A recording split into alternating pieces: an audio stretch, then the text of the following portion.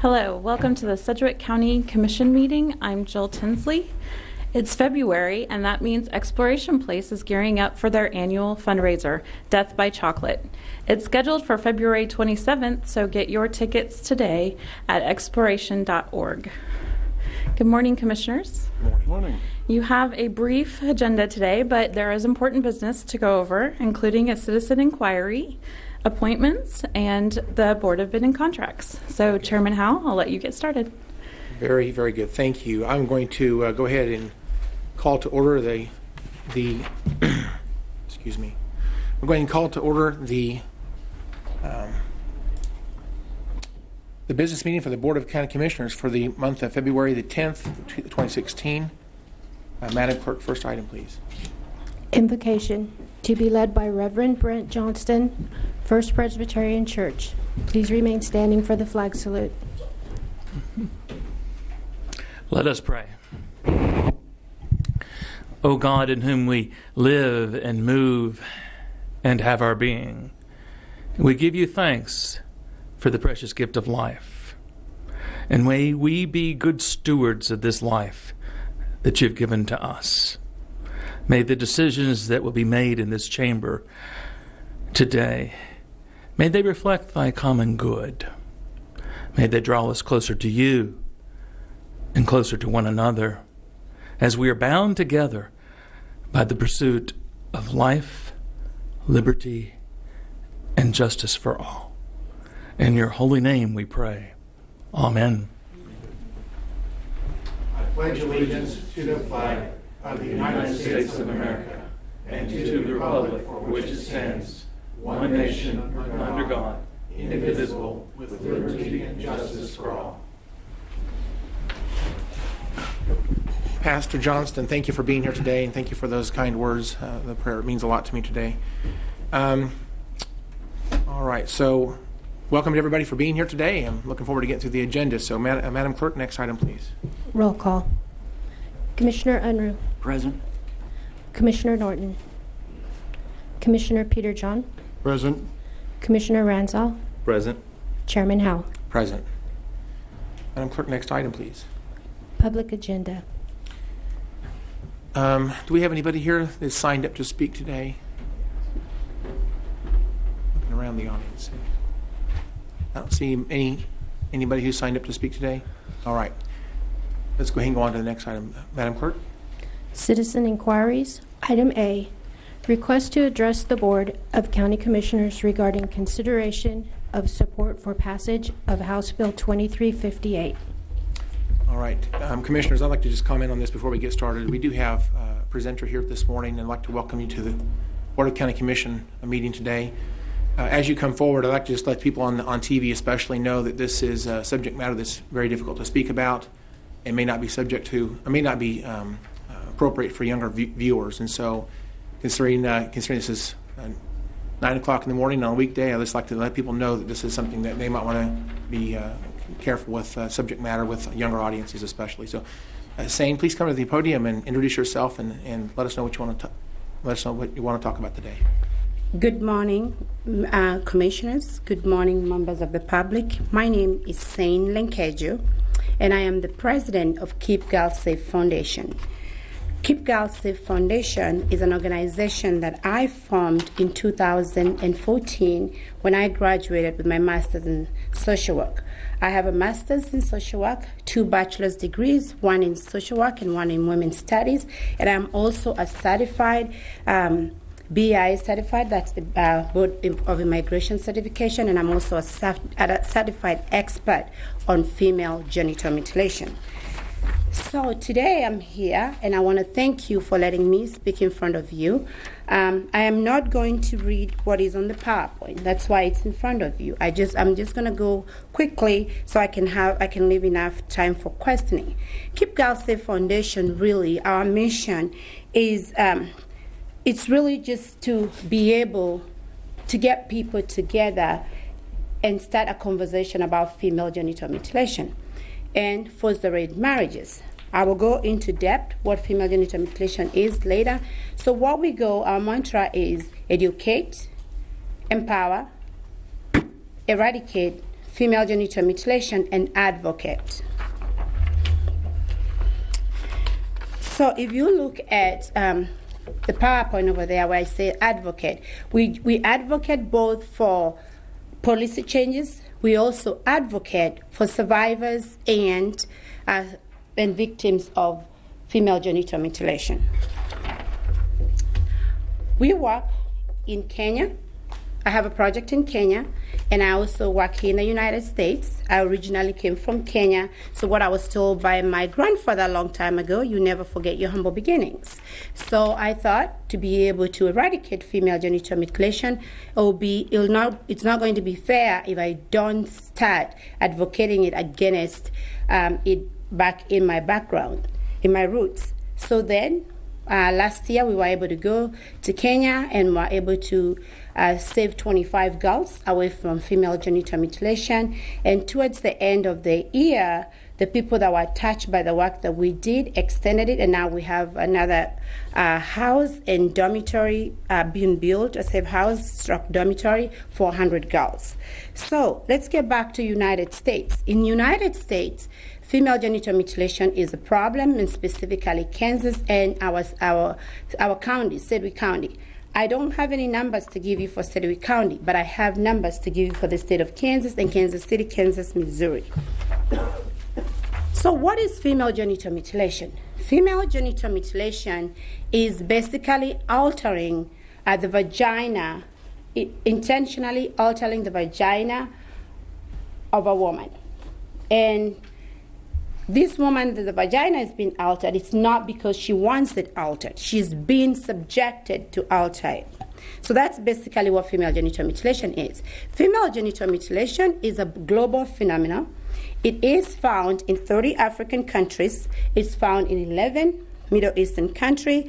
And it's found in South Central Asia and Asia, 12 countries, and South Colombia, 1 country. Female genital mutilation is also found in America, Australia, France, and this particular wave of female genital mutilation is being brought by immigrants that come from those countries that practices. You're going to be able to get statistics. You'll get a copy of statistics, and if you like them, we'll give it to you later, or they'll be on the website. Female genital mutilation, nobody knows where it originated from, but the first mention of circumcision in general was mentioned in the Bible for male circumcision, and it's also mentioned in the Quran as male circumcision, but female genital mutilation is not mentioned anywhere apart from research that was first mentioned in 15 BC in Egypt. So they say that the reason why they originally began, it was for men to be able to control how women act sexually. But something that I would like you to note is that female genital mutilation was legal in the United States until 1997, was covered by Blue Cross and Blue Shield insurance. So now let's get back to what I really want to take a little time on it. If you look at the statistics on your board over there, the United States of America has 506,765 women and girls at a very high risk of getting mutilated. Kansas in general has 3,771. Kansas City, Kansas, Missouri has 3,048. The children under the age of 18 are 973. Please look carefully on the number 2,198. Those are women, older women that are over the age of 18. And that's why I'm going to talk to you about something that all of you can be able to help me so we can be able to save these women. So remember that number, because I am now going to go back to that PowerPoint. 2,198. So what does female genital mutilation really do to women?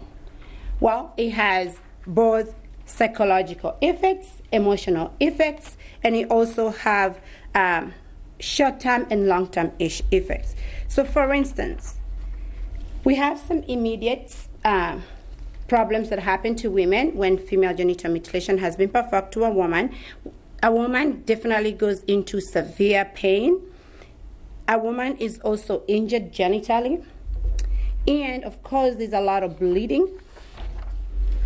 And some of the long-term problems are the woman will continue having recurrent urinary tract infection. This can even lead up to death. Women most of the women, depending on the tier, this is when I talk to you about how many tiers are there. Depending on the tier that the woman goes, you might have to have surgery before you have your child. Female genital mutilation has 4 types. There's type 1, where they just cut the entire clitoris. Type 2, they cut the entire clitoris, and I like to say the lips of the vagina.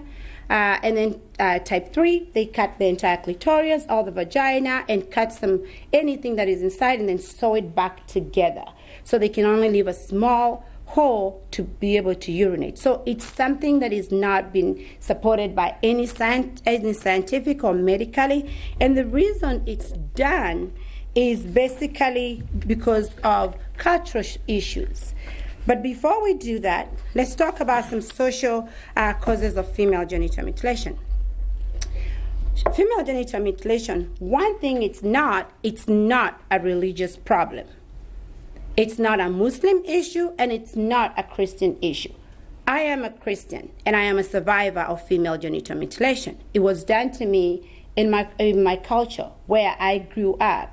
And that's why I'm really passionate about eradicating female genital mutilation, because I live daily with the consequences of female genital mutilation.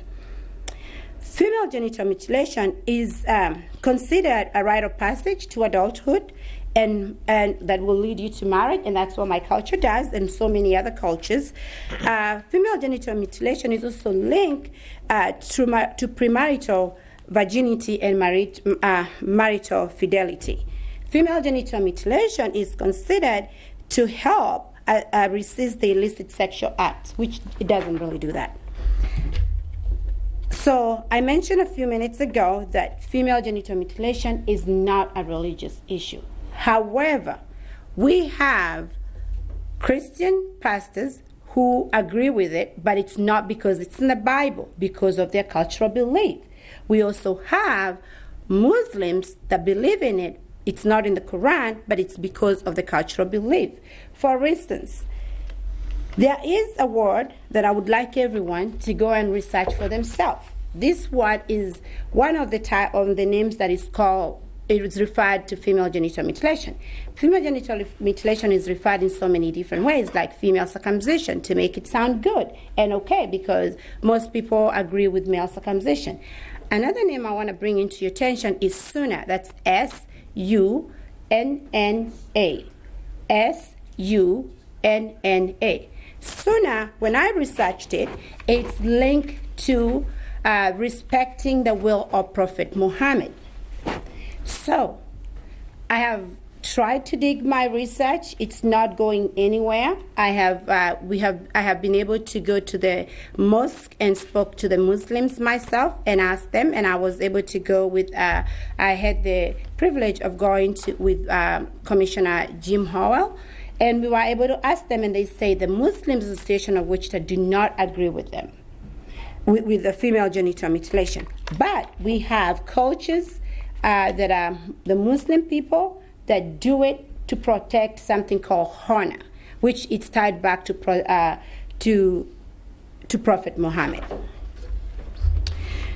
So what would happen to someone that rejects to be mutilated?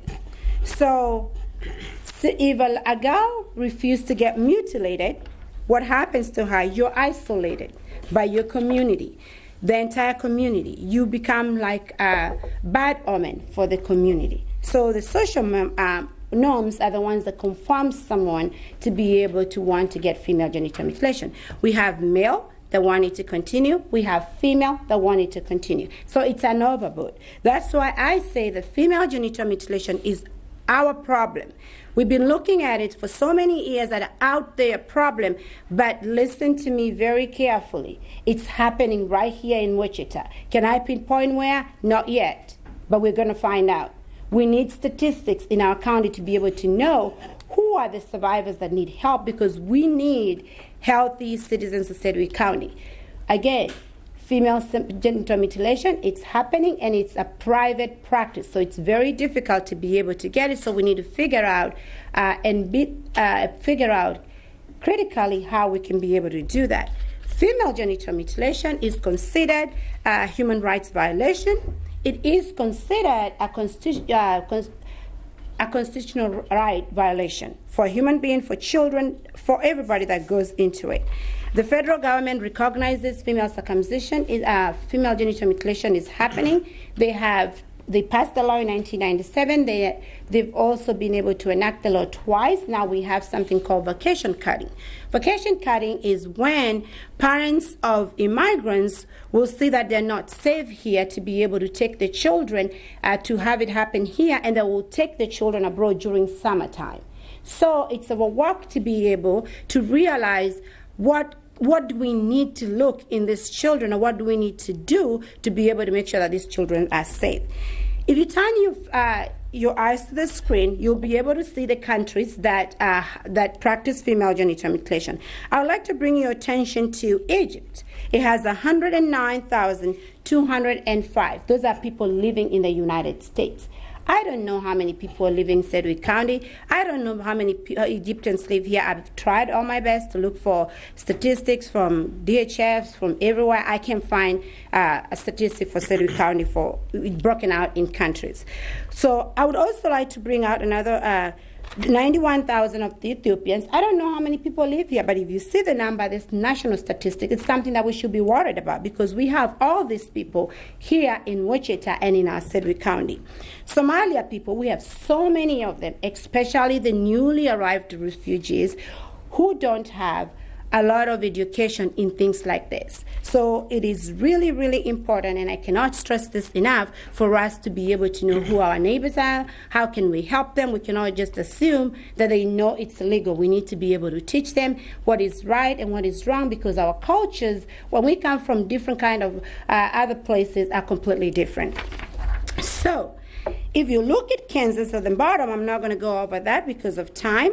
If you look at Kansas Metro, that's why I was telling you it's 3,171. And all these statistics are coming from the Population Bureau.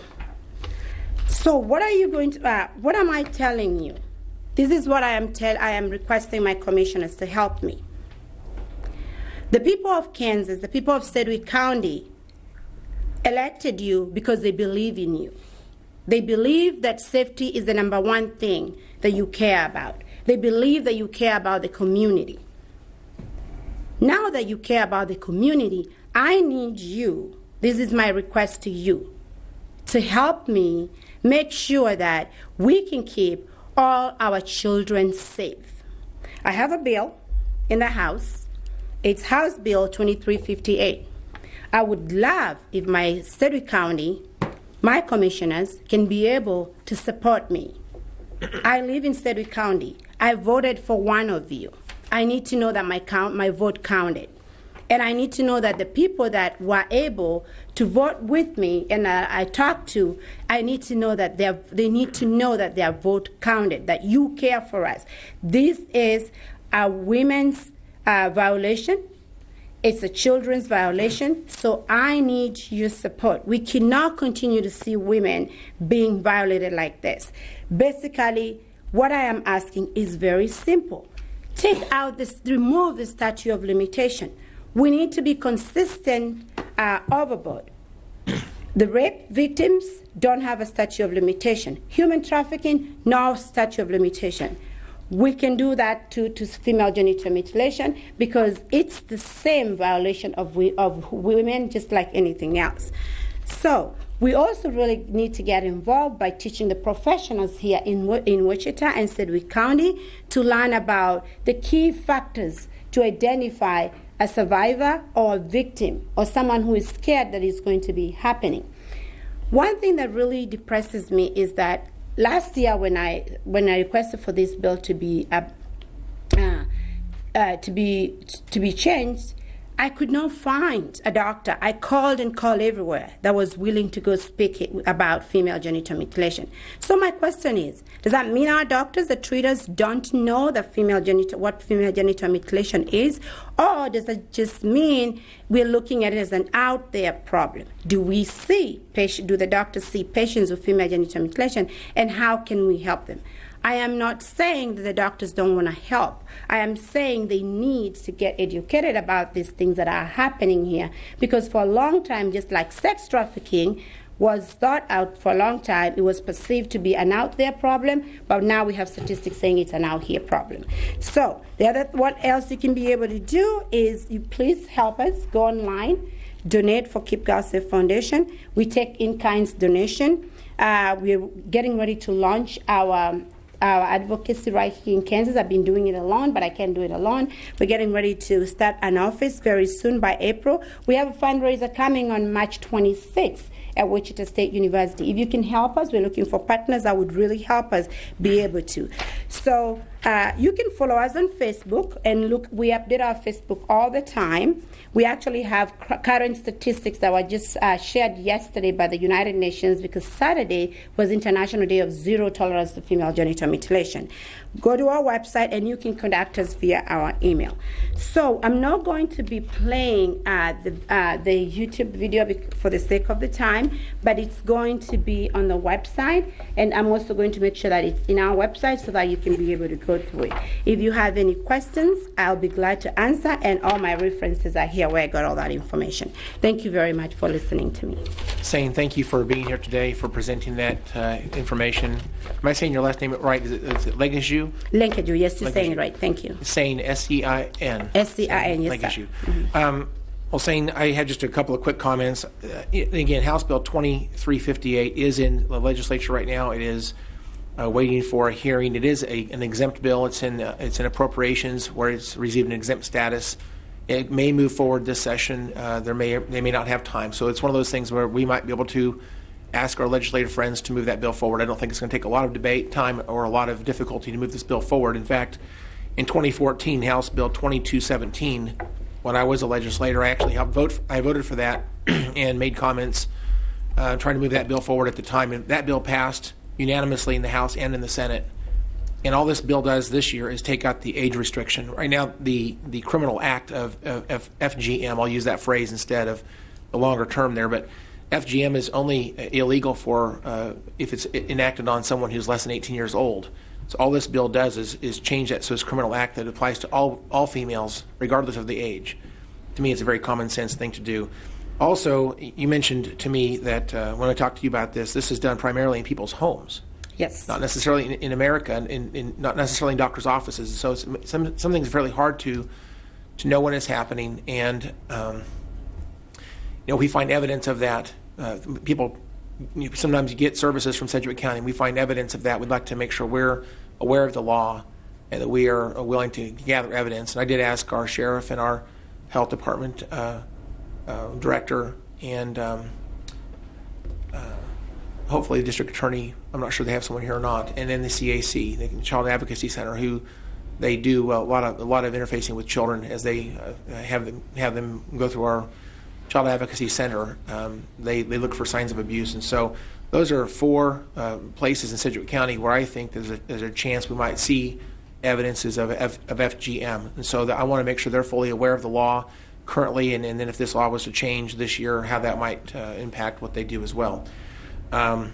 So they are here in attendance, and thank you for being here today. I appreciate you listening to all of this testimony. I would ask my colleagues when we get to legislative issues later today to go ahead and consider whether you'd be willing to stand with me and support House Bill 2358, and if so, we would send testimony to Topeka to say that clearly.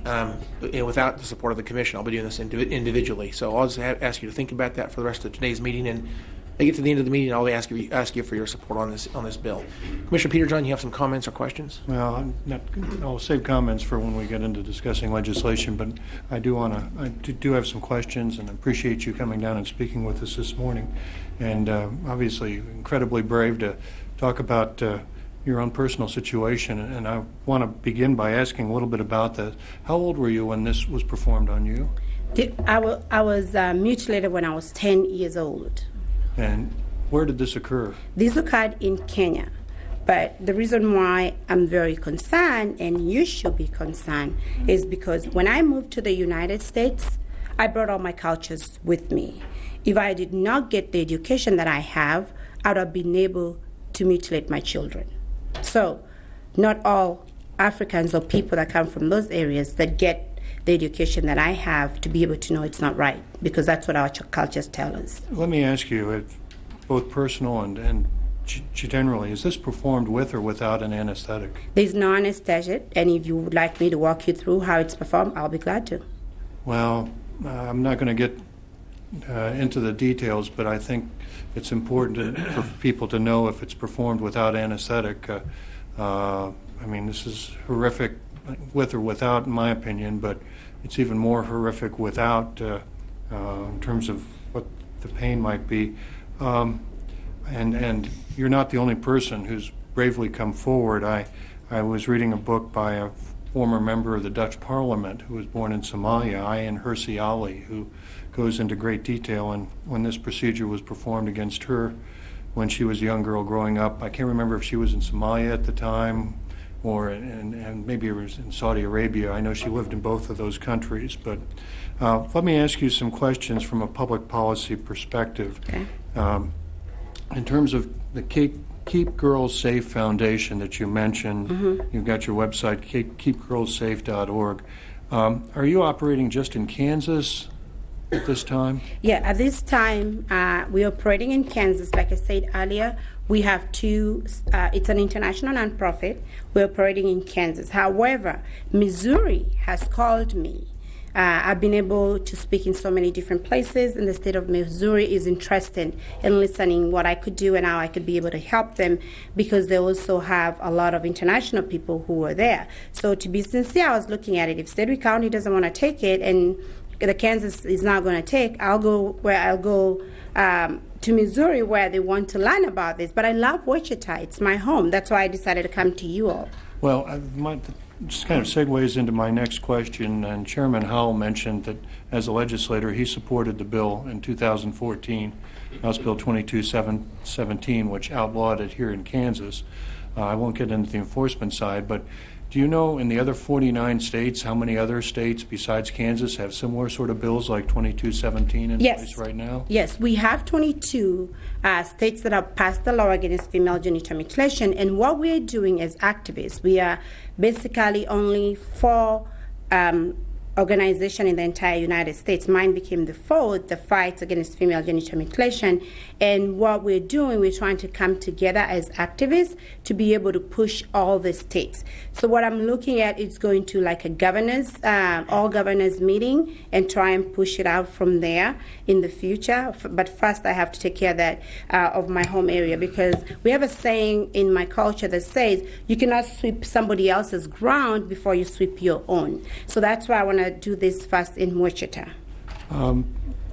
Question: I try and follow the local news media pretty closely, and was aware that the chairman was going out to the mosque, and that you went with him last week, and that there were the members of the media present, and did they discuss female genital mutilation after that visit?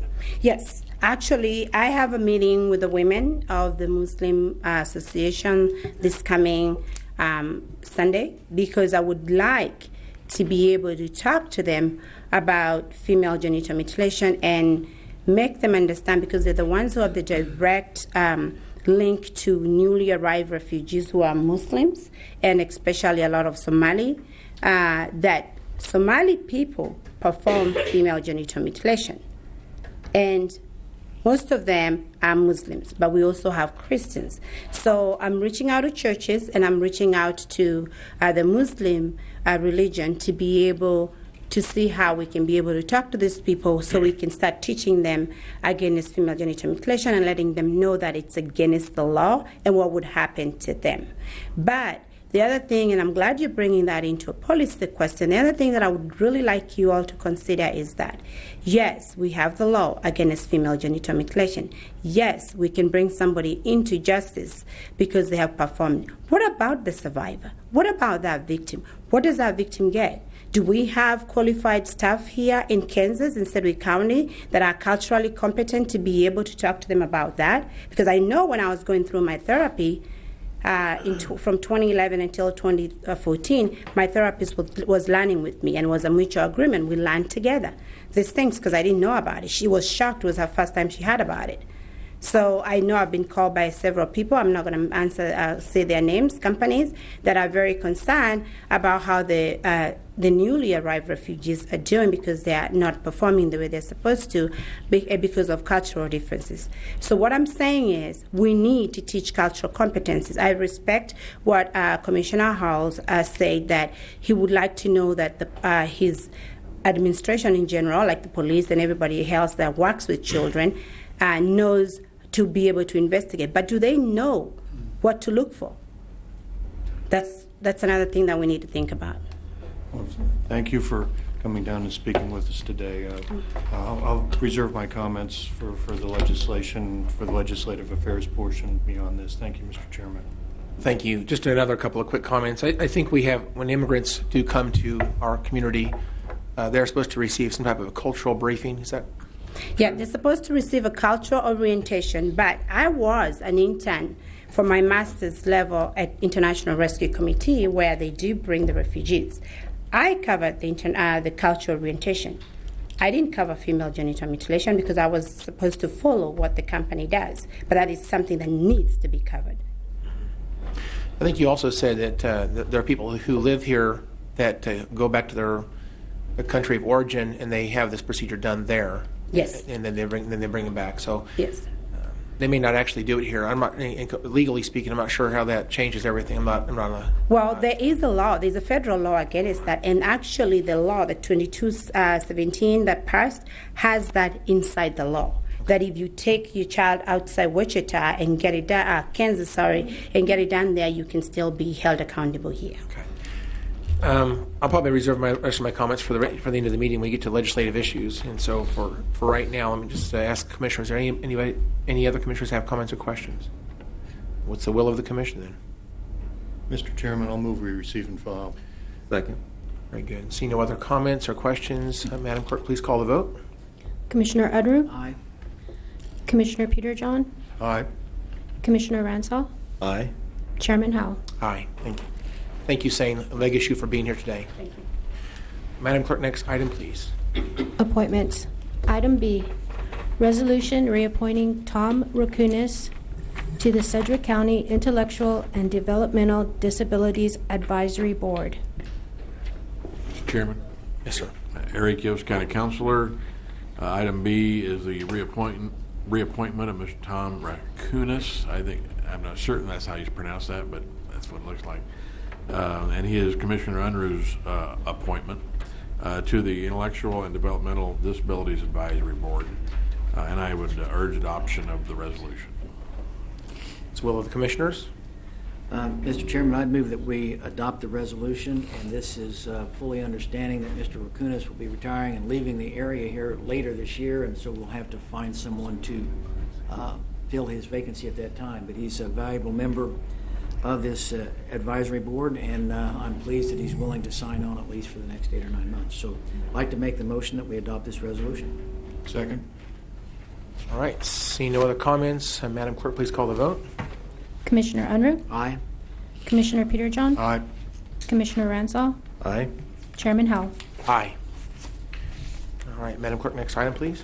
New business. Item C, report of the Board of Bids and Contracts, regular meeting on February 4th, 2016. Good morning, Mr. Chairman and Commissioners. Joe Thomas, Purchasing Director. The meeting of the Board of Bids and Contracts at February 4th results in 3 items that we'd like to present to you this morning. Item number 1 is the annual support and battery replacement for emergency communications and DIO, Division of Information and Operations. This recommendation is to accept the quote from Emerson Network Power, Liebert Services Incorporated, in the amount of $109,359.01. Item number 2 is the security system upgrade for the juvenile detention facility juvenile detention facility, excuse me.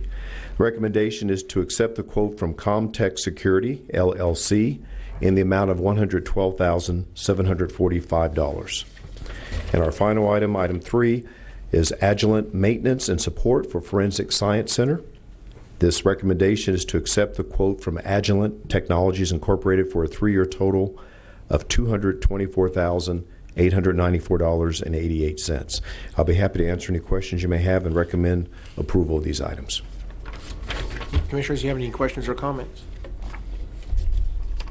Mr. Chairman, I move we take the recommended action. Second.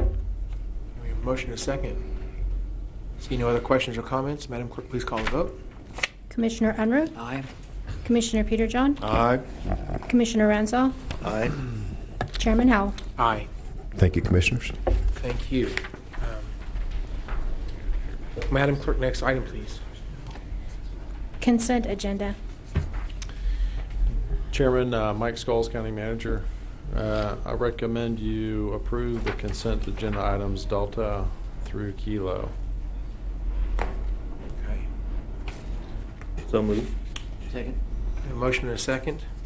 Any further comments or questions? Seeing none. Madam Clerk, please call the vote. Commissioner Unruh, Aye. Commissioner Peterjohn, Aye. Commissioner Ransall, Aye. Chairman Howell. Aye. All right, moving right along. Madam Clerk, next item, please. Public agenda. All right, this is the second bite at the apple for the public. I've not seen anybody here to speak. Is there anybody here that would like to speak to the commission for any general issue? Seeing none, we'll move on to the next item, please. Legislative issues. Very good. We have a number of legislative issues I'd like to disclose or to discuss this morning. We have John at the microphone, so please, I'll let you start off with this discussion. Thank you, sir. Thank you, Mr. Chairman. John Von Atchen, Assistant County Counselor. We discussed some items at the meeting, at the staff meeting on Monday, and one of the items obviously was House Bill 2358. There's the chairman's drafted testimony, and obviously we'll discuss that testimony. In addition, we discussed House Bill 2543, which is the audit bill. It was originally scheduled for hearing today. The audit of elections, that hearing's been postponed, but I know it will be rescheduled, provided there's some testimony regarding the audit of elections.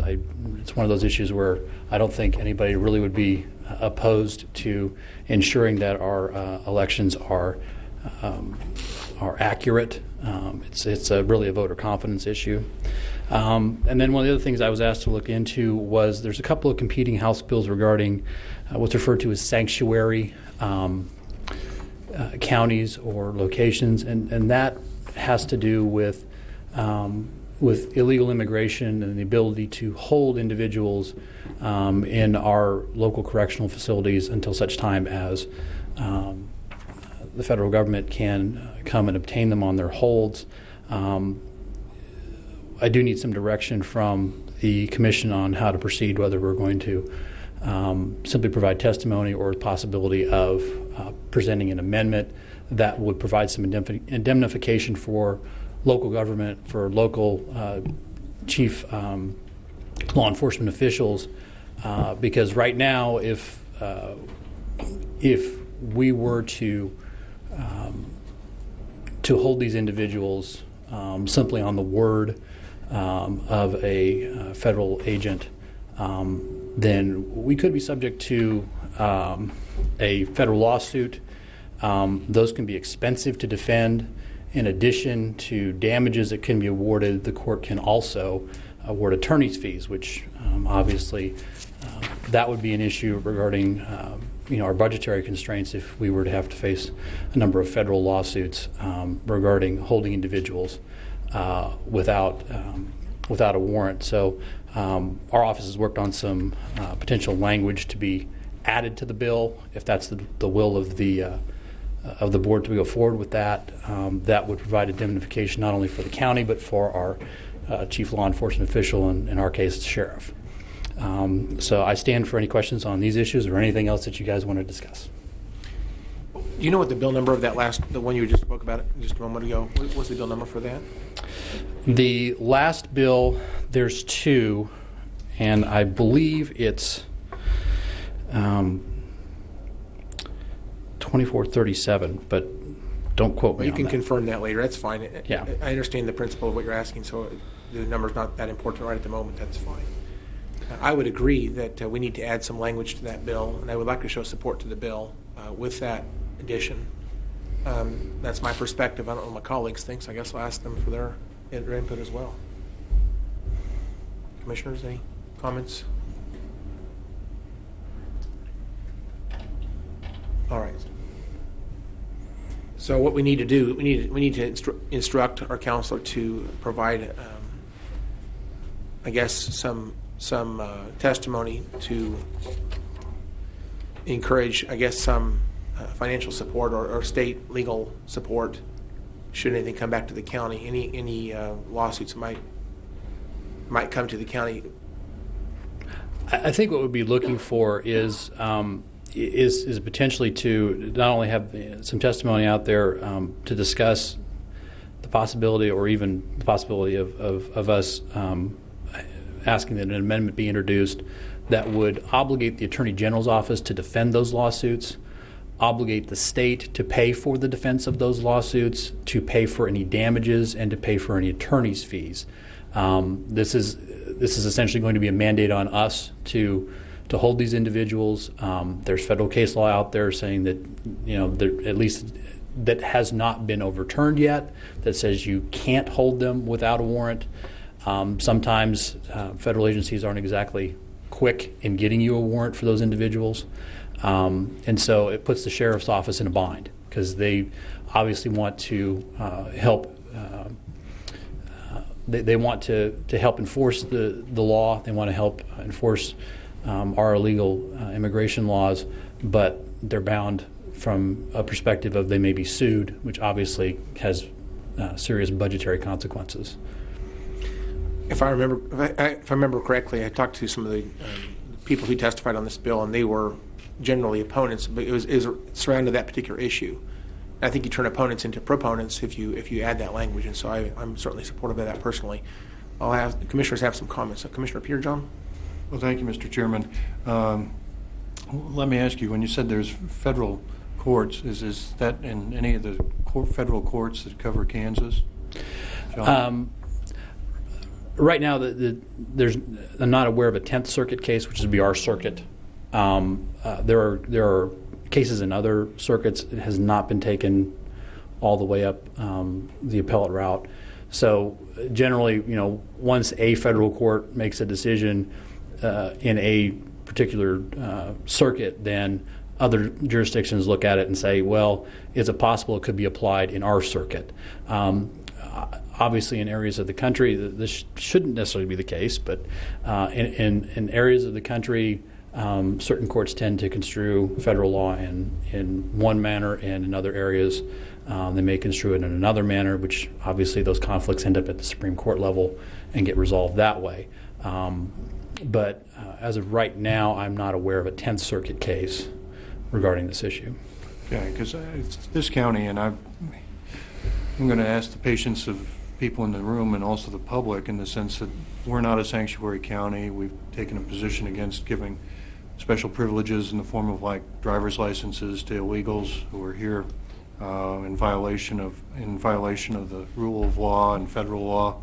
And so we've taken a, I think, pretty strong position as a county commission. And so I find myself kind of perplexed that there are organizations out there that say, well, Sedgwick County is a sanctuary county. Well, it's not by any action this commission has taken, and it's certainly not any action that I would support. But we're in this case where this continues to be an issue, and as the rule of law, in my opinion, continues to diminish nationally, I think this is going to be a challenge going forward. So I'm certainly supportive of the idea of having the Attorney General, who has not been shy, and I have commended him publicly in the past for this, for being willing to take on Washington when they're going off in the wrong direction, to give him some direction to take this on going forward. So that'd be my position going forward, Mr. Chairman.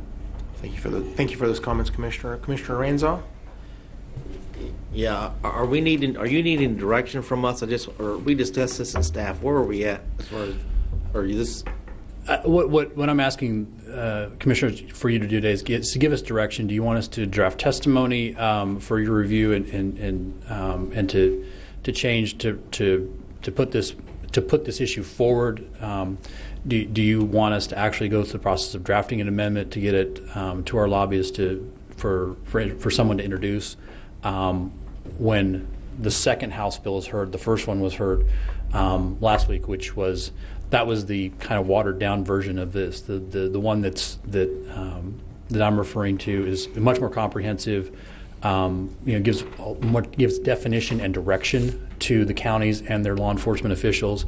It actually requires that all law enforcement officers be given a copy of the statute when passed as to what their obligations are, and then gives the Attorney General the authority to prosecute for failing to comply with the law. And again, that does cause some concern, simply because I think, at least from what happened with the hearing last week, is what the chairman said was correct. Is the concern is the lawsuit side of it. It's not that necessarily that there is a overwhelming opposition to the idea. It's the possibility of a federal lawsuit being filed, which obviously the state can't control. Okay. Well, I'm supportive of the bill in general, and the recommendations you made earlier about obligating the Attorney General to defend and fight and pay for damages and all that other stuff. I'd be supportive of authorizing the chairman or his designee and staff to do testimony and write and draft legislation or whatever needs to be done to advance that in a way that we would like to see it move forward. Is that a motion? Well, I don't know if it's a motion, but I'm just trying to. Do we need to have a motion or? Well, as long as there's at least 3 people who've indicated that this is their position, I think we can do it, or we can do it with a formal motion. Last week we talked about that, and we decided to go ahead and make a motion just so it's clear. I don't want to be criticized for not being clear with what we're doing here. So let's go ahead and do it. A motion may be appropriate. I'll make a motion that we authorize the chairman or his designee and staff to work on this legislation and to indicate and to provide testimony in support of it and suggestions to improve it by requiring the state to defend and incur all financial liabilities that may result as a result of this legislation. Second. Right, we have a motion and a second. Not seeing any further comments. Madam Clerk, please call the vote on that motion. Commissioner Unruh? Aye. Commissioner Ransall? Aye. Commissioner Peterjohn? Aye. Chairman Howell? Aye. And we're still on legislative issues. Are there any other issues you want to highlight while you're at the microphone? Mr. Chairman, the only other thing that to kind of maybe kick off the 2358 discussion is, in doing a little research, Congress banned FGM in 1996. They added the vacation provision that our guest spoke about in 2011. There, including Kansas, there are 23 states that ban, in part, the practice of FGM. 5 of those states, including our neighbor to the south, Oklahoma, ban it with no age limitation.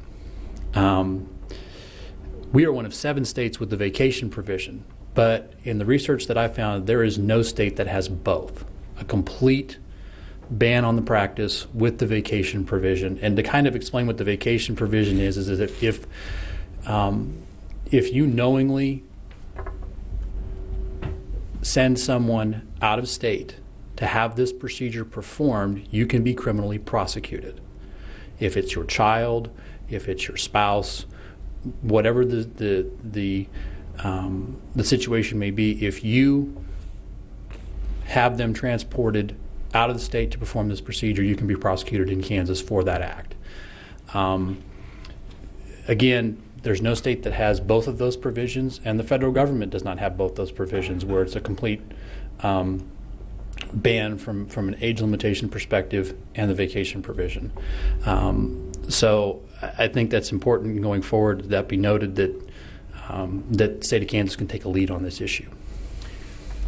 Having said that, again, if we can get commission support for this, I would rather have you help me write the testimony. I did write my own testimony that I'd be glad to use on my own recognizance in Topeka, however I can, to urge this issue to move forward. But with the commission's support, I would much rather have this a Sedgwick County government's perspective and have your assistance in writing that testimony. Again, I think what you just said is that there's some states that have both of those two provisions, but nobody has both of them together. So we would be the first state if this was to pass. Is that? Do I understand that correctly? That is correct. We would be the first state, and this is, I think, as our guest pointed out, one step in the issue. There are other states that have provisions regarding, counseling for victims and providing for that. And I think that would be the next step in the process. But I think this is here and now, and we've got a bill up there, and we need to address this first, and then, discuss that in the process potentially of adding that either in the future or tacking that onto this bill. Well, I don't know why it took us until 2014 to move forward in the first step, but here we are considering the next step, and I think this is a good step. I just want to point out Kansas history has been fantastic with fighting for civil rights issues, and I see this as a civil rights issue as well.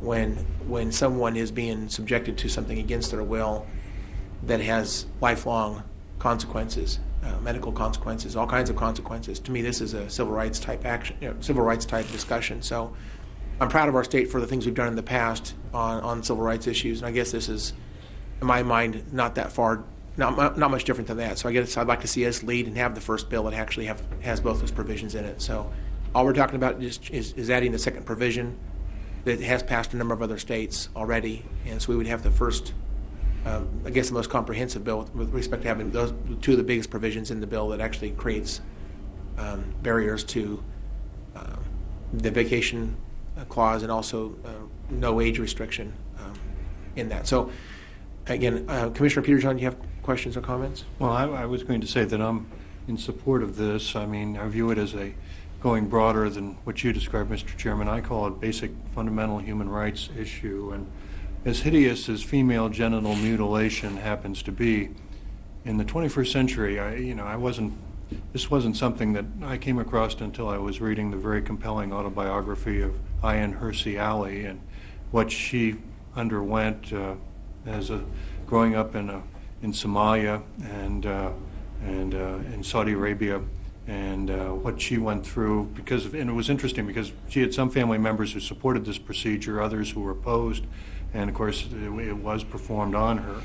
But when I look at how hideous this is, I have to put it in the context of we live in an age where slavery, unfortunately, we thought we put it behind us in the 19th century, but in this world it's alive and well. Sexual slavery. We see it discussed on the news. I think there was some federal discussion about it because in the Middle East it's I think a growing problem. But let's put it in the context of genocide, ethnic cleansing, mass murder. These are all alive and well and part of life in the 21st century. And as an elected official, I view it as what goes on overseas. We just have the responsibility in Sedgwick County. But bringing female genital mutilation into Kansas, into Sedgwick County, is an abomination. It shouldn't have happened. If it is here, it needs to be stopped and prevent any young women from doing it.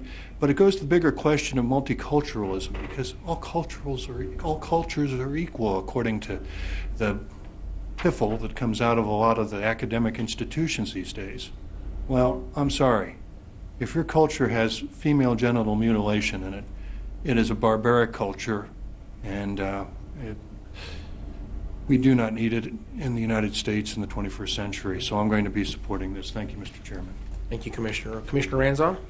Well, Mr. Chairman, in keeping with the pattern of the last one, I'll make a motion that we take the position to be supportive of House Bill 2358 and authorize the chairman or his designee and staff to draft testimony. Second. Thank you very much for the motion and the second. Any further comments from commissioners? Madam Clerk, we have a motion and a second. Please call the vote. Commissioner Unruh? Aye. Commissioner Ranzau? Aye. Commissioner Peter John, Aye. Chairman Howell. Aye.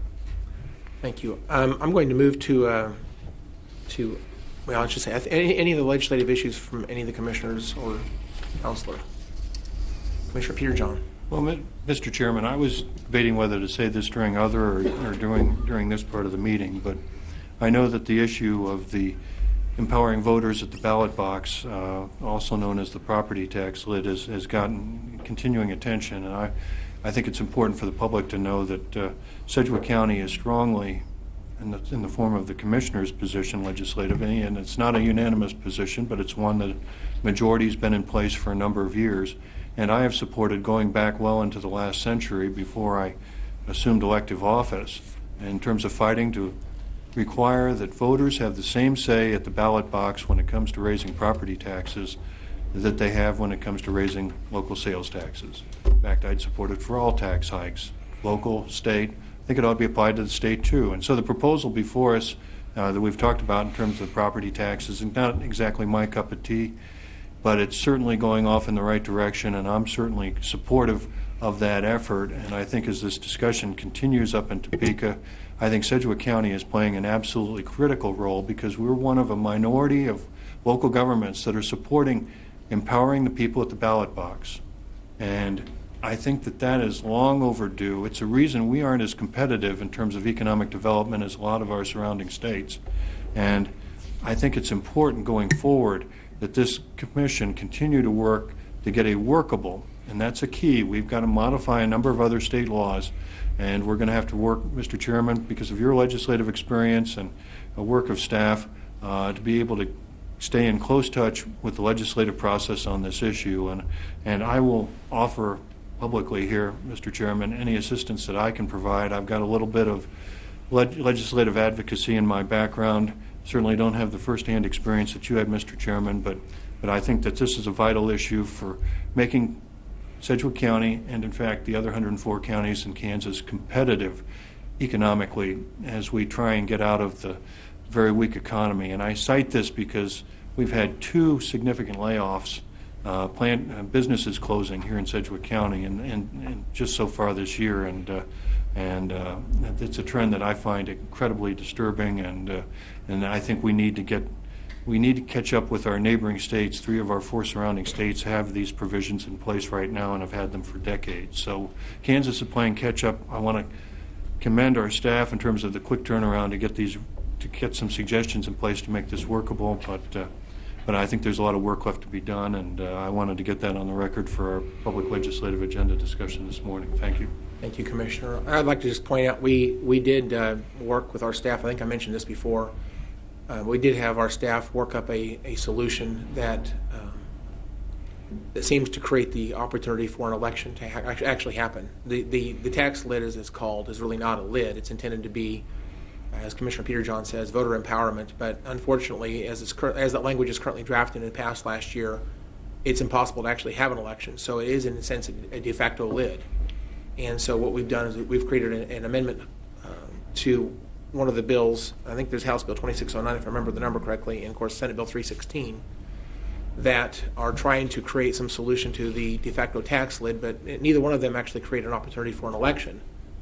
And so we're leaning forward and providing, I guess, a solution to that problem, simply to make it where an election could be done should a governing body want to do that. So I think we're the only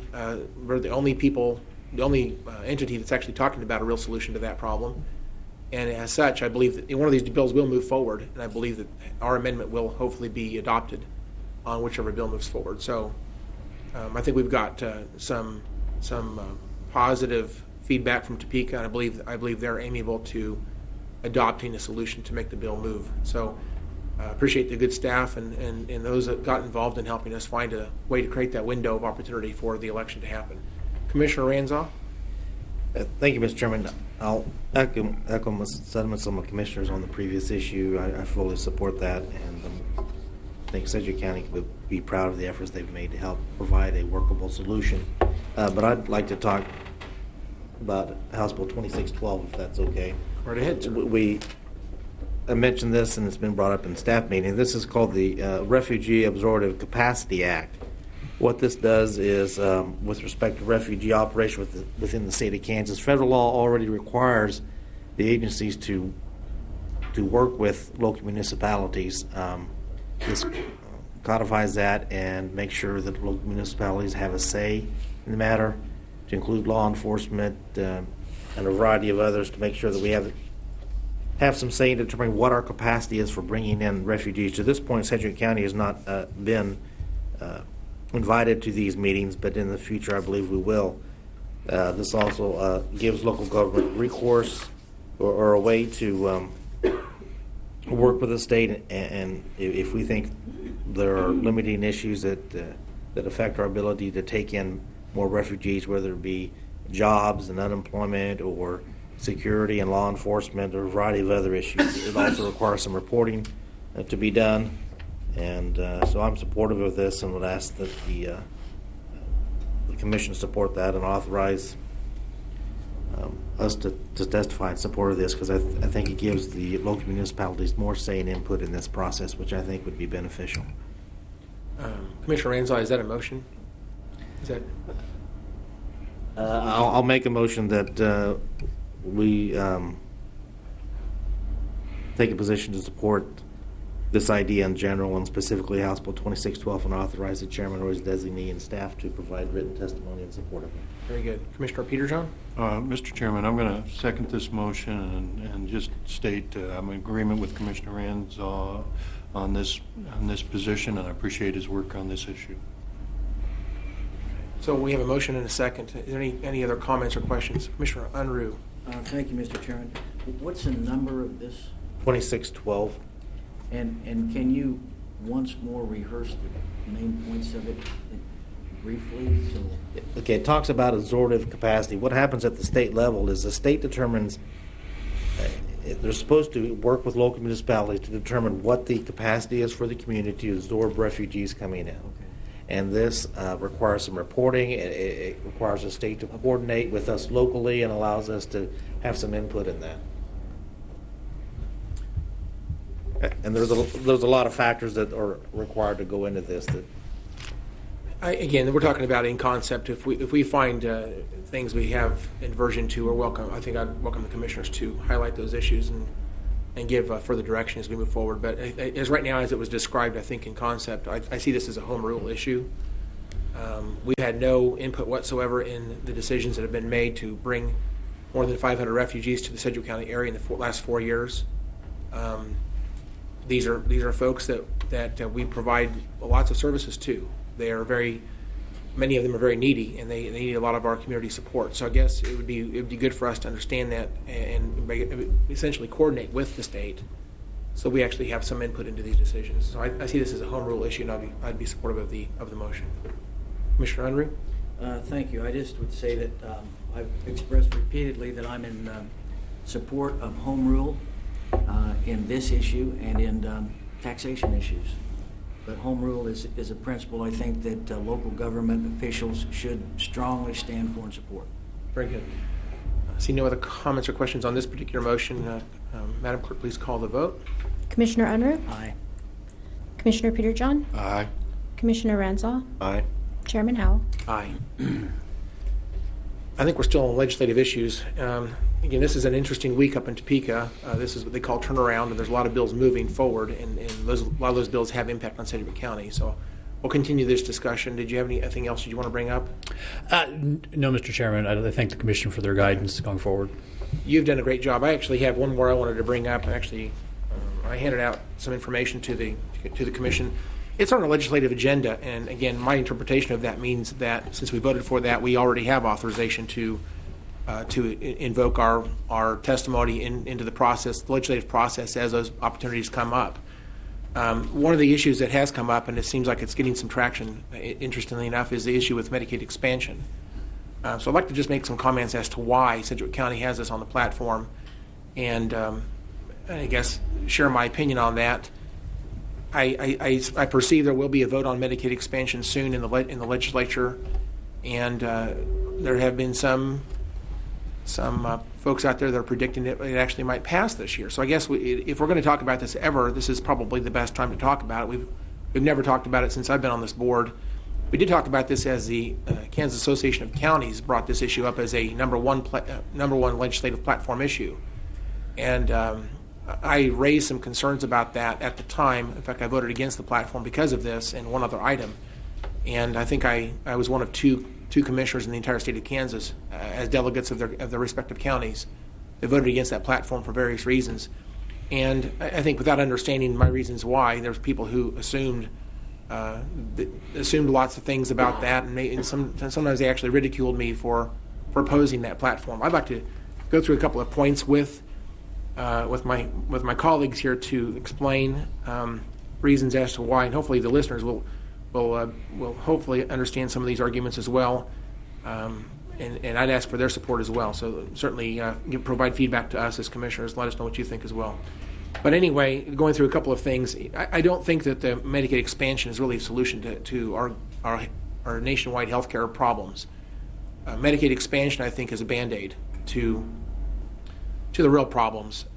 There are better solutions out there that many of the presidential candidates are talking about those solutions, and I agree with them. I think that putting a Band-Aid on this, more federal government intervention is not the answer. I believe when they passed the Affordable Care Act years ago, their end game really was a single-payer, government-run healthcare system, much like what we see in Europe and other countries.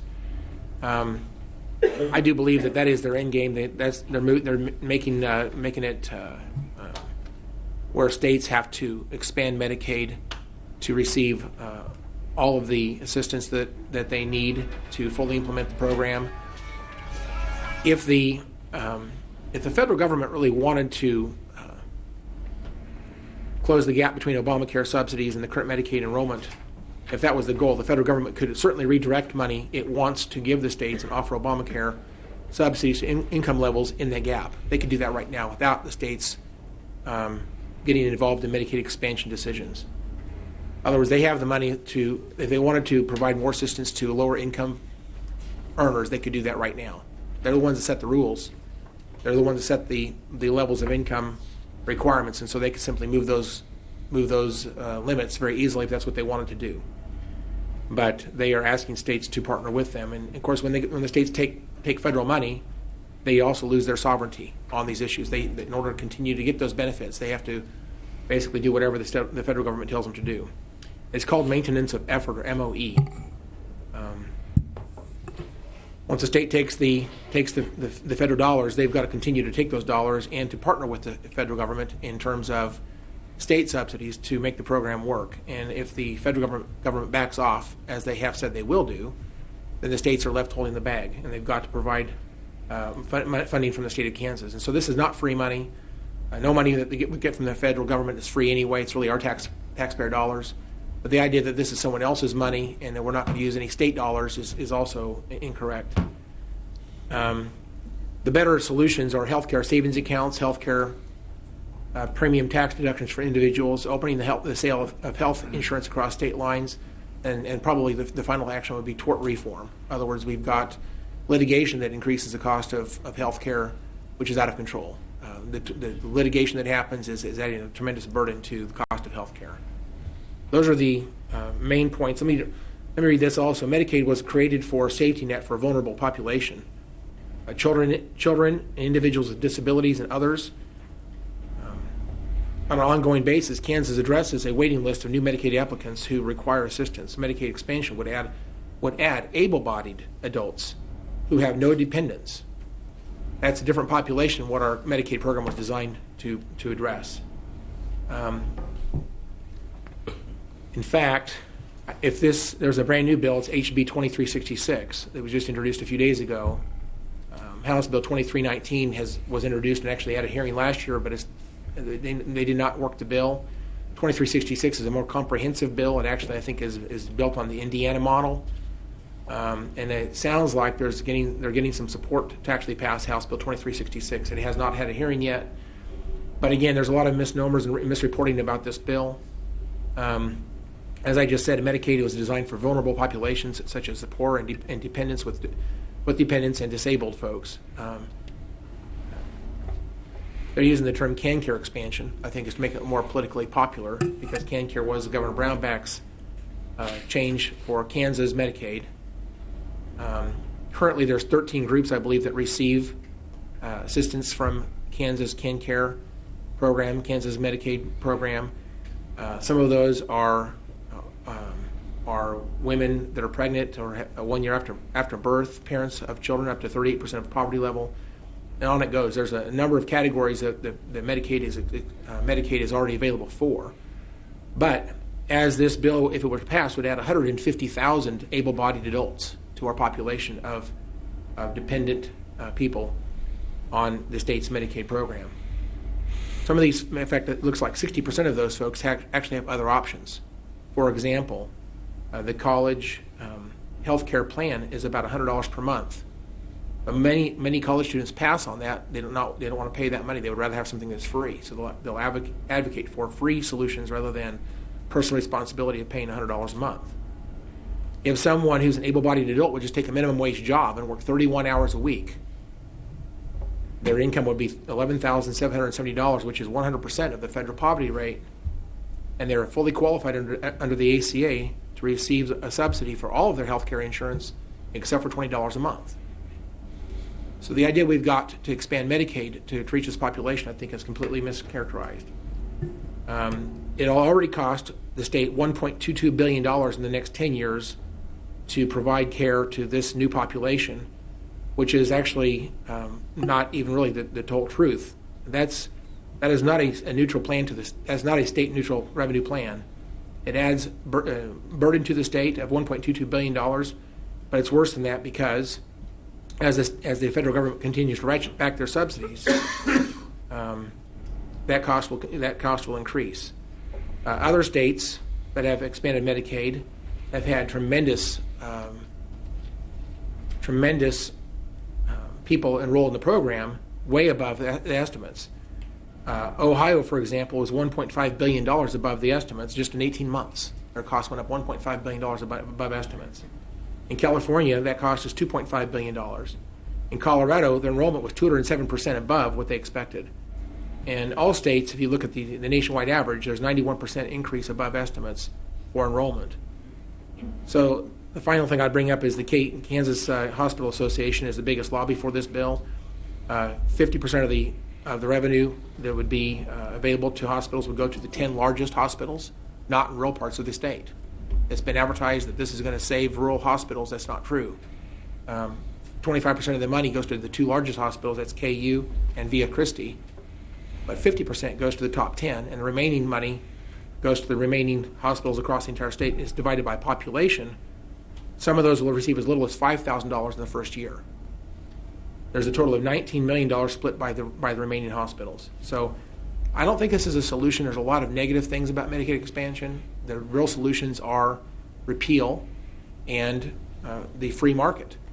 And so I just wanted to get all that on the record to say that I'm going to dig in and say the Medicaid expansion is I'm glad it's on our platform. We need to be active in Topeka to, again, move this issue forward and present, I guess, the county in testimony when that bill has a hearing. So I'd like to ask our counselors to also prepare for that as well.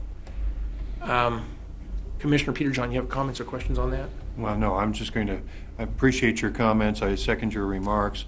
Would only add that we've had a lot of incredible problems for American heroes, folks, retired military veterans from all branches with the VA scandals that started many, many years ago and have continued to this day.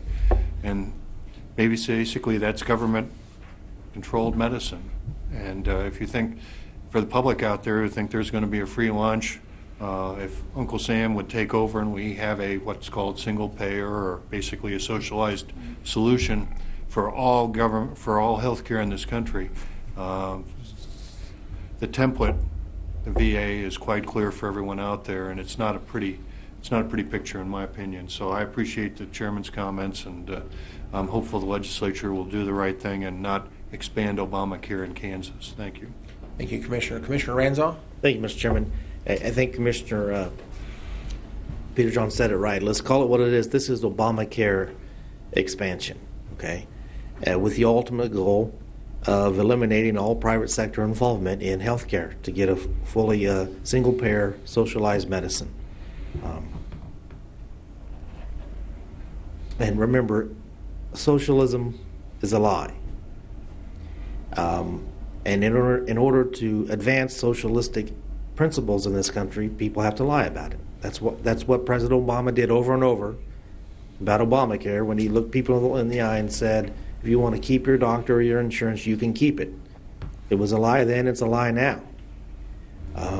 The idea that it's going to be revenue neutral, it's going to save hospitals is a lie as well. The fact that that a government-run, centrally controlled medical system can provide a better and more cost-effective alternative than a market-driven economy is a lie that's been demonstrated to be false time and time again throughout history, and it's even ongoing today over in Europe.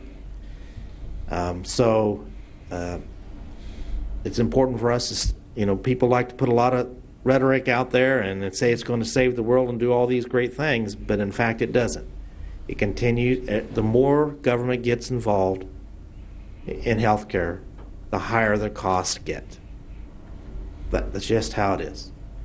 And so I appreciate the remarks from our fellow commissioners.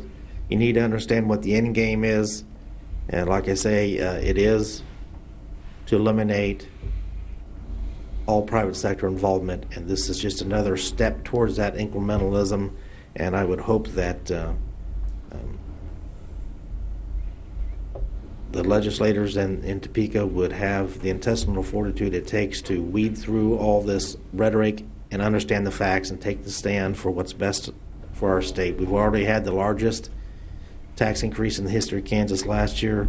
We can't afford to expand Obamacare anymore and put a greater burden upon the taxpayers in this community. We have heard here recently how the middle class is getting hammered and it's dwindling.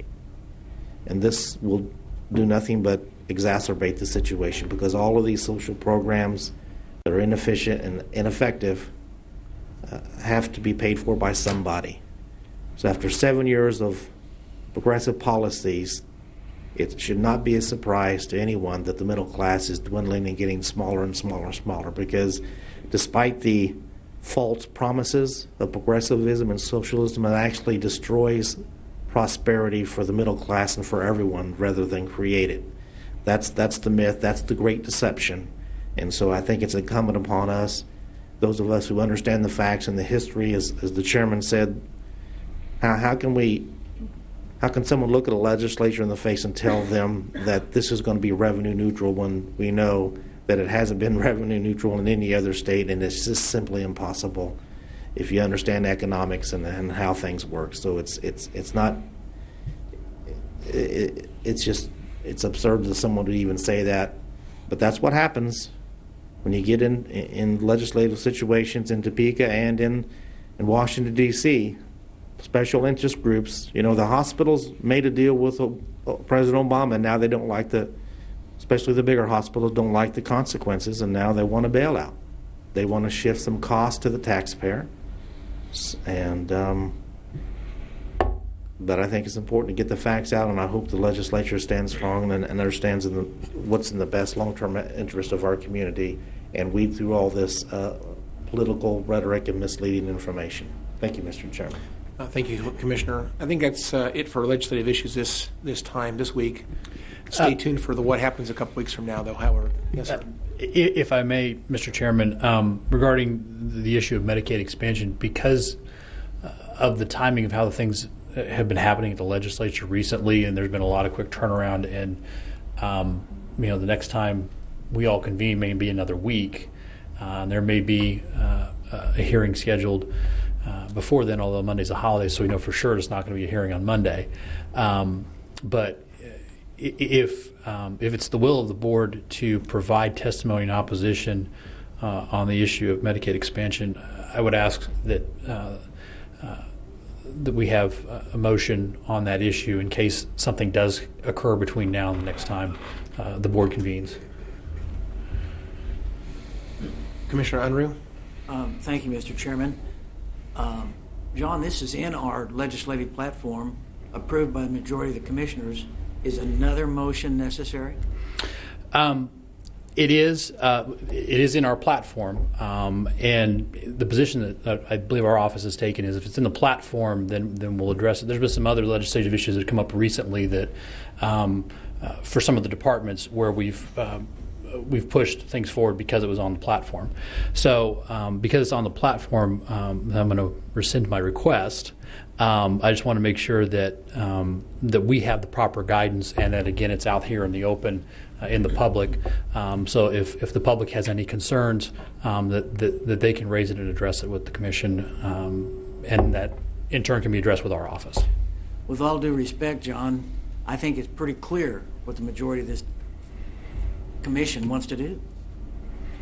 I mean, I don't care about another motion. I know that the legislature says they're going to discuss it. I know that they're going to have lots of lobbyists up there on both sides of the issue, but I sure wasn't at all confused about the majority of the commission. I don't mind necessarily having the motion if it makes things cleaner. I think that the platform gives our lobbyists general direction on a lot of topics, and so they're free to advocate for those positions on the things that we've outlined in our platform without necessarily talking to us about each one as they come up. But I don't necessarily mind a motion necessarily. So Commissioner Ranzo?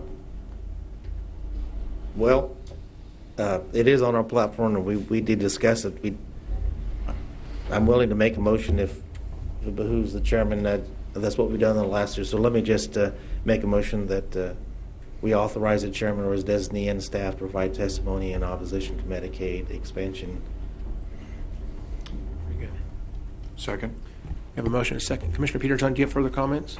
I was just going to say, I'm not sure whether we should proceed and specify specific bills, and it may get confusing because the legislative sausage mill, as Bismarck warned people 2 centuries ago, one should never watch either sausage or laws being made, and sometimes the process gets more than a little messy with Senate substitutes for House bills and vice versa, and the process gets complex. But if we need to have a motion that specifies opposition to specific legislation, obviously when we put the platform together we didn't know what those bill numbers were. I'm very comfortable with making that motion and trying to, if it helps our effort to communicate this with the legislators, I think it's a good idea. So that's why I provided that second, Mr. Chairman. We have a motion and a second. Commissioner Unruh? Thank you, Mr. Chairman. I will probably, I know it's in our legislative platform, and I believe I will probably abstain on this vote or cast no vote, whatever the right terminology is, because, frankly, I'm not settled on the issue. The hospitals have made strong argument. The Sedgwick County Medical Society's got a strong position on it. We've heard the testimony from commissioners today, which I don't refute in any way, but frankly, I'm not settled on the issue, so I think I'll cast no vote if that's the right language. Commissioner Ranzo? Just a couple things. I agree with Commissioner Peterson. I think the motion gives a flexibility to the chairman and staff to just deal with this in general issue. I will be supportive because for me the issue comes down to this. Do you believe socialized medicine is a better solution than a market-driven solution? And I am settled on that issue. That's all I have, Mr. Chairman. Commissioner Peterson? Thank you, Mr. Chairman. Commissioner Unruh, just for clarification purposes, do you have a conflict of interest, or is there some other reason for you to abstain?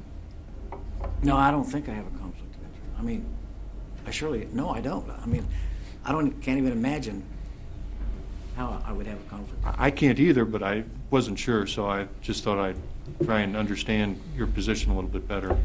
No, I'm just not settled on the issue. I'm not smart enough yet, I guess.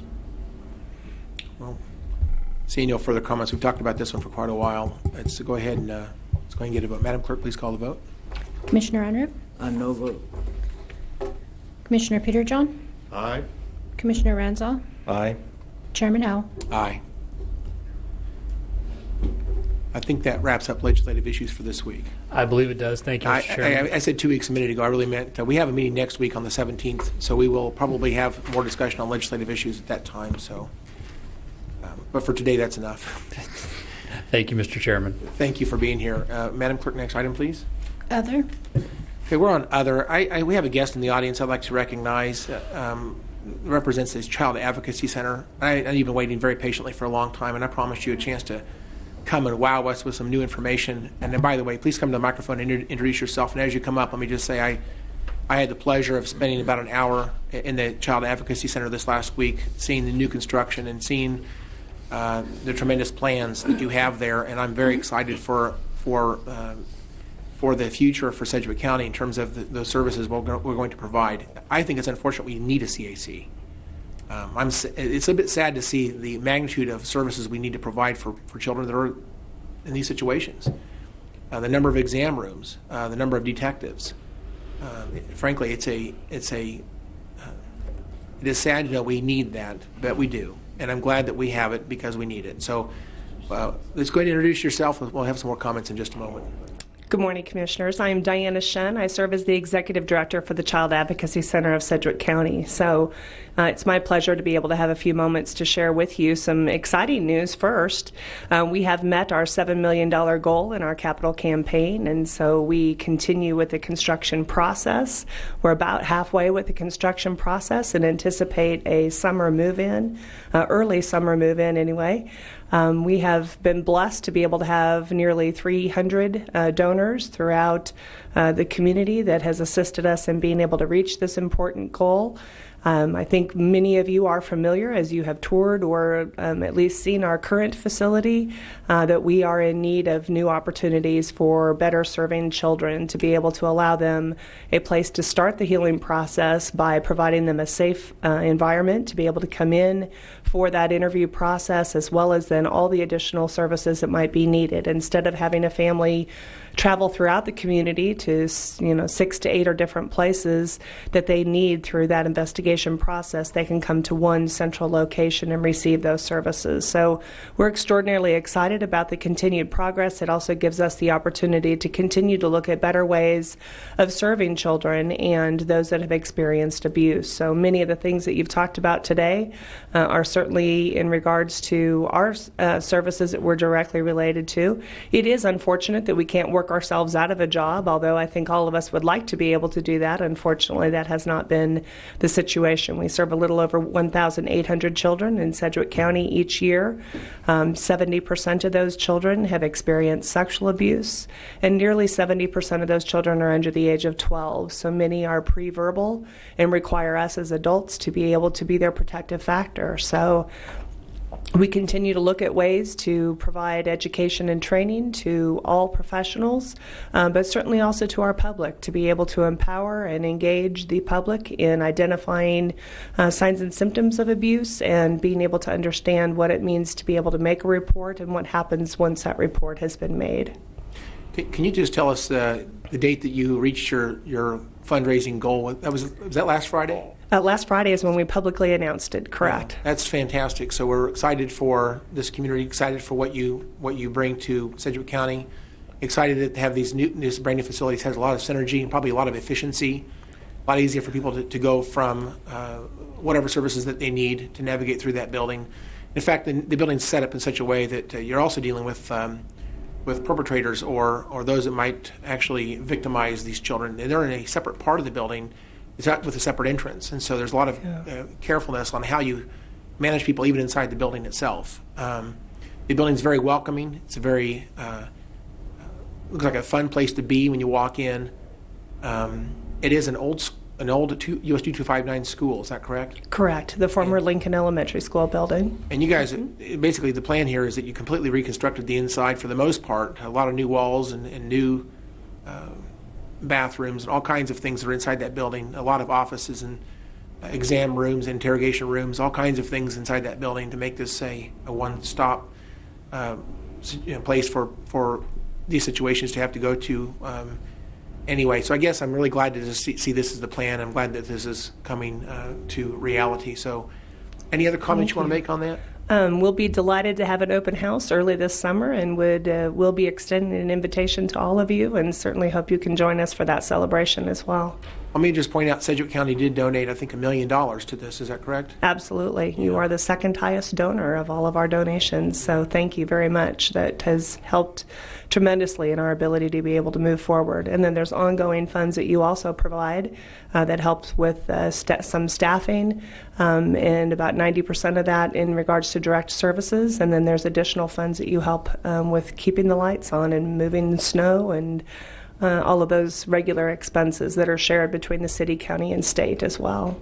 Well, I'm glad to have that recognition. I think it's good for people to know how their tax dollars are being spent and for things that hopefully they'll never need. But again, this is going on, and I guess we need to have a way to deal with it. So this is our way of dealing with it. This is a model, by the way, I guess you saw in some other parts of the country that you brought that vision here. Can you talk about that for just a quick moment? Yeah, we had a steering committee that worked for a little over 2 years to be able to help identify other child advocacy centers and communities that were similar to us and be able to tour many of those to be able to kind of get the grand best of the best ideas to bring back and determine what would really work for our community. We toured, as you mentioned, probably over 100 buildings in the city to be able to decide where was really the most efficient and effective way for us to be able to serve, and having 2 separate entrances and 2 separate addresses was paramount for us to be able to provide the safety that we feel is absolutely essential for children when they come in for services, and having offenders have a completely separate address. So clearly that was part of that process, and I think that it's very exciting for us. We're one of, as I look nationally and many of the other child advocacy centers, we will be a very unique model in regards to how we work together. Many are co-located, is what the terminology internally we use, meaning law enforcement, social services, medical, health, advocacy, prosecution are all on site, but their functionality is quite different than ours, with the benefit of us having the exploited and missing child unit, the 3-way partnership between the city, county, and state. Already doing those teamed investigations has strengthened our ability to be able to enhance communication and really work through these cases in a different manner than many of the other communities. So our advances in human trafficking has also made a significant difference in our community, and we continue to anticipate, again, that opportunity to look at new ways that we can continue to advance the services for children who've experienced abuse. Where is this facility located? Our address is 1211 South Emporia.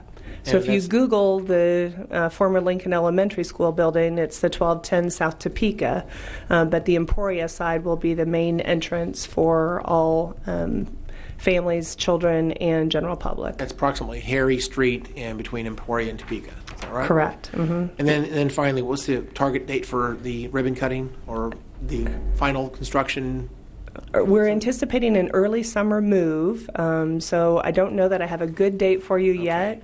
Once the move is completed, we're going to give folks several weeks to be able to unpack boxes, and then we'll open the doors, and obviously we'll already be in business at that point, but do the formal ribbon cutting ceremony after we have a chance to move a few boxes out of the way and have folks walk through the facility. I know when I walked through, the construction was going like crazy over there. A lot of people in the building, and Yeah. the date you gave me was probably around the middle of May or so. So just my quick calculations, it's about 100 days or so.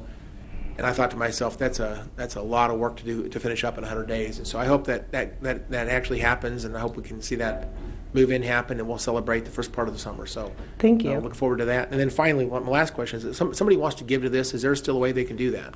Absolutely. We have ongoing needs through either our general operations or any campaign funds that we continue to receive at this point will go into a capital campaign fund, so that when we have a potential pothole or a leak in the roof, all of those wonderful things of owning a building, those can go to help offset those. And so we have a Donate Now button on our website. Our website's a little long, but it's www.cacsc, the entire word Kansas.org. So. Well, that's all I needed from you today. Thank you for coming to our meeting this morning and talking Thank about you. that. I asked you to come, and you did that. So, and you were very patient standing there. And I guess as you walk away, I understand. I don't want you to have to spend a lot of time talking about this. Just to maybe an understanding. But the presentation we had from St. Legazu, that's something you're fully aware of, and your staff is aware of, and you're sensitive to that, and you will certainly, I guess, investigate it when needed, I assume. Yeah, my background is nursing. I've been a nurse for nearly 30 years, and 15 of those years are spent specifically working as a sexual assault nurse examiner. And so unfortunately, we have had cases that have come in where there's been prior female genital mutilation.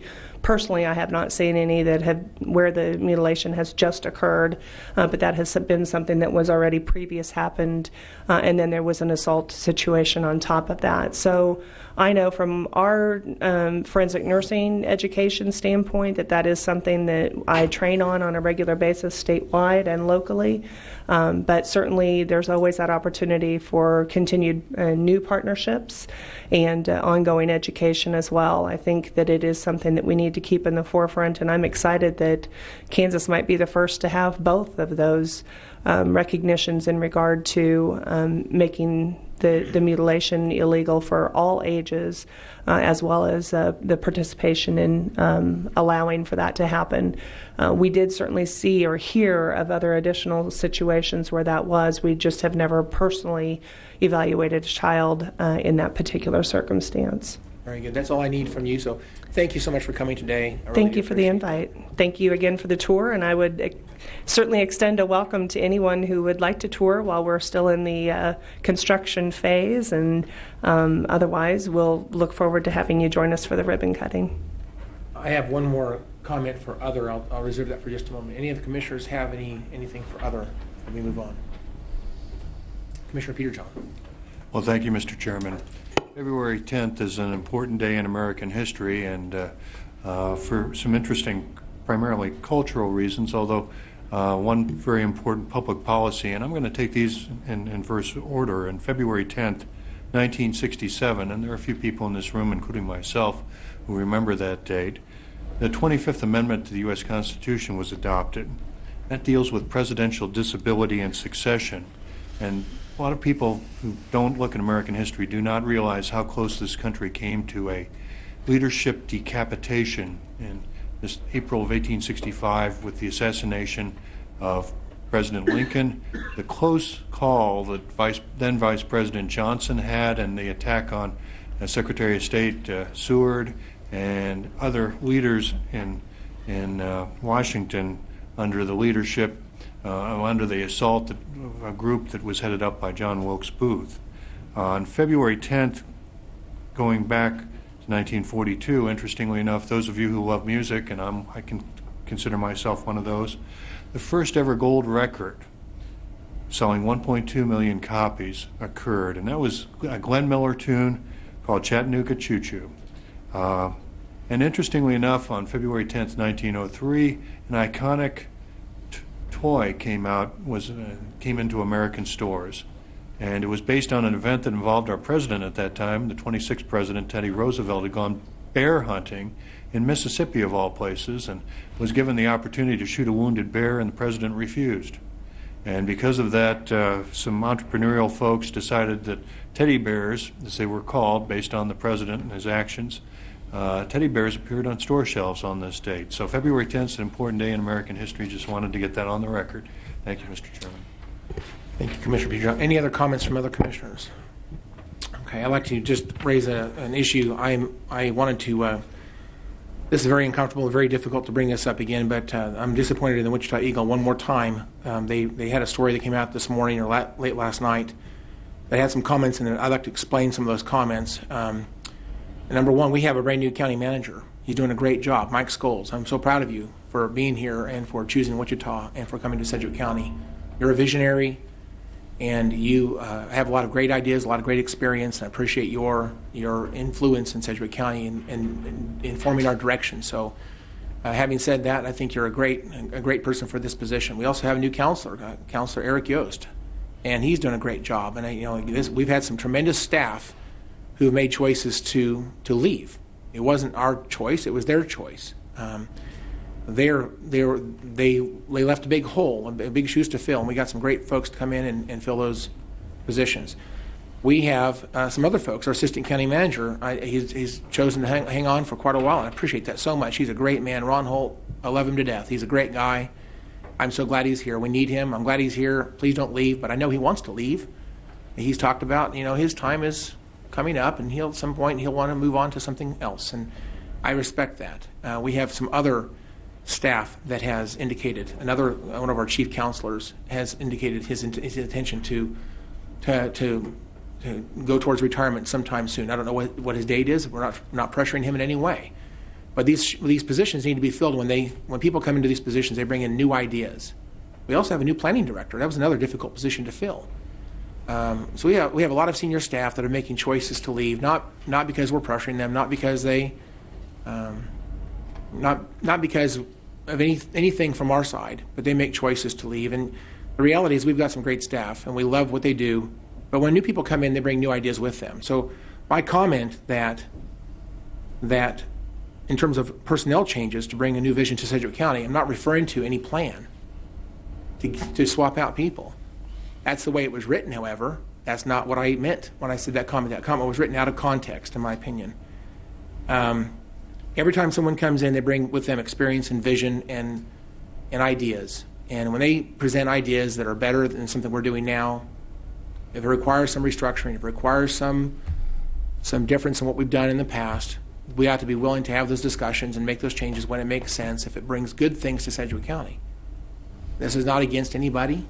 It's only saying we're asking our staff, the good staff we have now and the staff that might be coming in, as those positions swap out, to bring those ideas with them, and let's have discussions and let's pick the best ideas possible.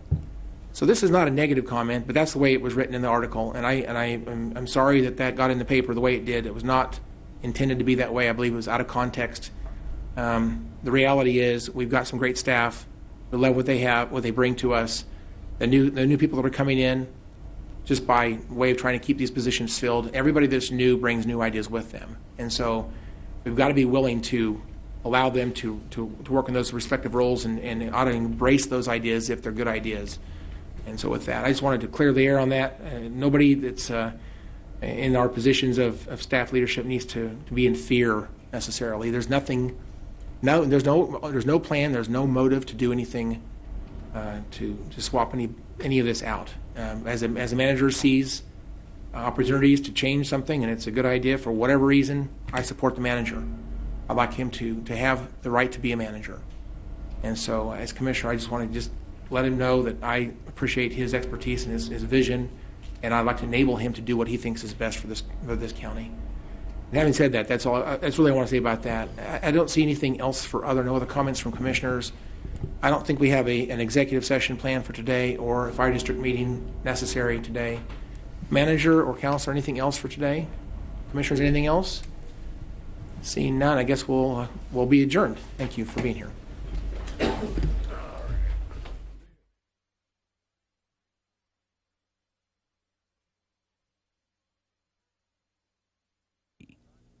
Production and broadcast costs for Sedgwick County Commission meetings have been underwritten by Sedgwick County.